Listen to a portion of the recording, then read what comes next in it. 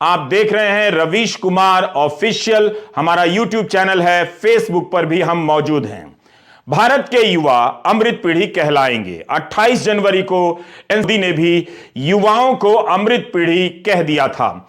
अमृत का संबंध अमर होने से होता है, सत्य और पवित्रता से होता है। लेकिन युवाओं के आसपास बनते और बिगड़ते अवसरों को देखिएगा तो अमृत कम, विष ज्यादा नजर आता है। याद रखिएगा कि हम सभी भूलोक के नागरिक हैं, जिसे मृत्यु लोक कहा जाता है। हम में से कोई भी अमर नहीं है, मगर अमरत्व के बिना अमृत की बात हो सकती है? कैसे हो सकती है? खैर, अब जब हो रही है तो इसे स्वीकार कर लेते हैं। तो हमारे युवा अमृत पीढ़ी के कहे जाएंगे।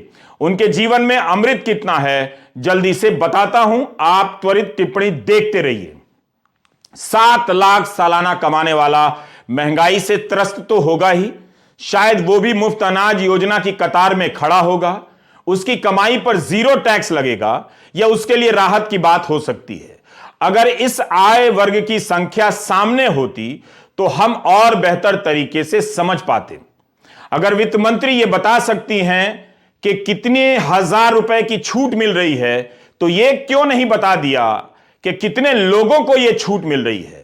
हम इस संख्या पर इसलिए जोर दे रहे हैं क्योंकि भारत में कमाने वालों का बड़ा हिस्सा बहुत मामूली कमाता है, वो टैक्स देने के लायक भी नहीं बन पाता है।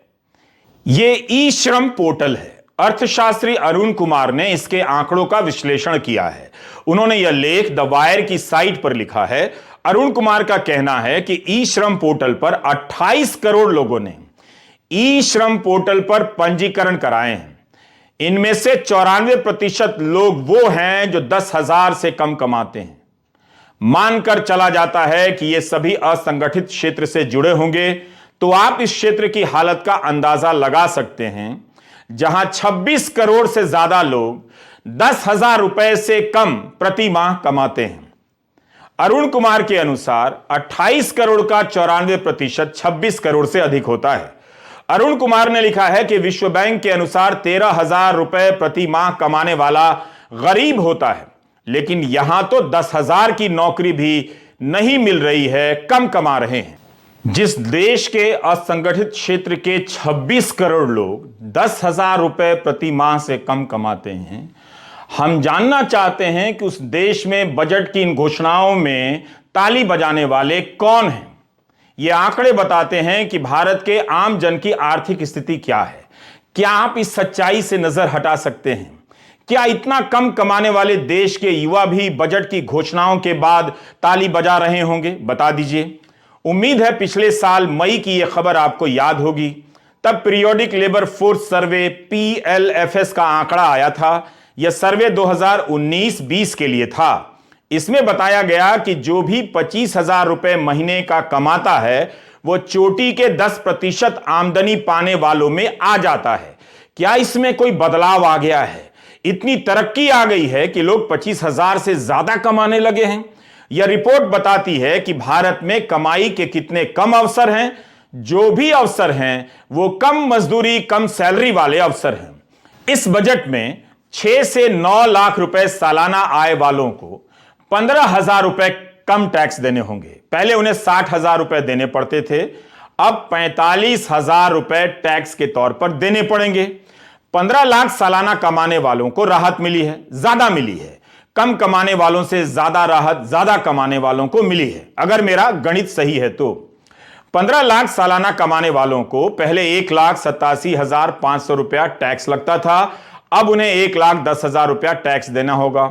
यहां तक इस वर्ग में युवा ही आते होंगे, जो अपनी नौकरी शुरू कर रहे होंगे या उनकी नौकरी के कुछ साल हो गए होंगे। निश्चित रूप से यह राहत की बात तो है, मगर इतनी बड़ी भी हेडलाइन नहीं है। महंगाई, स्कूल की फीस, मकान का किराया, EMI, ट्रांसपोर्ट का खर्चा, यह सब देखेंगे तो वह इस राहत का बहुत लाभ नहीं उठा रहा है। उसकी आर्थिक स्थिति में कोई बहुत बड़ा बदलाव नहीं होने वाला है। कायदे से यह छूट तो तब मिलनी चाहिए थी जब कोरोना के 2 साल के दौरान 9 से 12 लाख सालाना कमाने वाला वर्ग करा रहा था। बैंकों के ब्याज दर बढ़ने से उस पर EMI का बोझ बढ़ता जा रहा था और अब भी बढ़ता ही जा रहा है। कोरोना के समय यही वो तबका था जो ईएमआई नहीं चुका पा रहा था। 7 लाख की छूट पर एक राय और आई है, किसी एक्सपर्ट की है। इस बजट में कहा गया है कि नई टैक्स व्यवस्था में 7 लाख की सालाना आय तक कोई टैक्स नहीं लगेगा। मगर अतिरिक्त राय, अलग राय यह है कि पुरानी व्यवस्था में तमाम छूट मिलाकर वैसे भी 7 लाख की आमदनी पर टैक्स नहीं लगता था, क्योंकि 5 लाख तक तो वैसे ही छूट थी और उसके अलावा 1.5 लाख की छूट दी जाती थी। फिर नई पेंशन स्कीम में निवेश करने के लिए 50,000 की छूट मिलती थी। तो एक तरह से 7 लाख वालों को जीरो टैक्स की छूट मिलती थी। तो क्या इस ऐलान के जरिए आंकड़ों की बाजीगरी की गई है? इसे आप भी अपने स्तर पर चेक कर लीजिएगा, ठीक से देख लीजिएगा। हम त्वरित टिप्पणी में बात कर रहे हैं अमृत पीढ़ी की। इस बजट में युवा पीढ़ी को नया नाम मिला है, अमृत पीढ़ी का। भारत के युवाओं के जीवन में कितना वही जानते होंगे, थोड़ा मैं भी बता